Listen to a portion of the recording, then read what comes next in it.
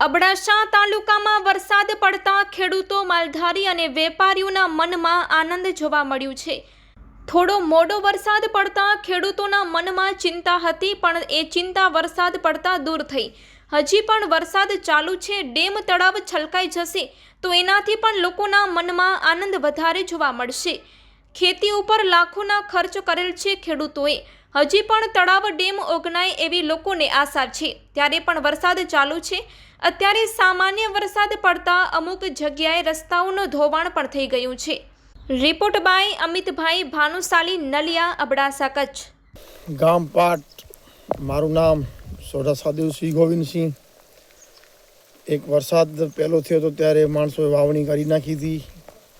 એ વાવણીમાં પછી વરસાદ ખેંચાણો ત્યારે ખેડૂતોમાં પણ ચિંતાજનક હતી અને પશુ માલધારીઓમાં પણ ચિંતાજનક હતી।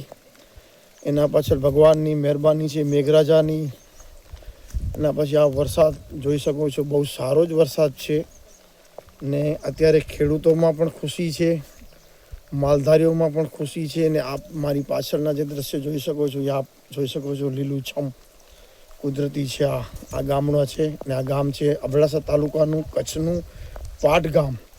ઓનલી ફોર ખેતી અને પશુધન ઉપર આ ગામ નભે છે। આપ જોઈ શકો છો, આપ અત્યારે બહુ ખુશી છે અમને આ ગામ ઉપર એમ।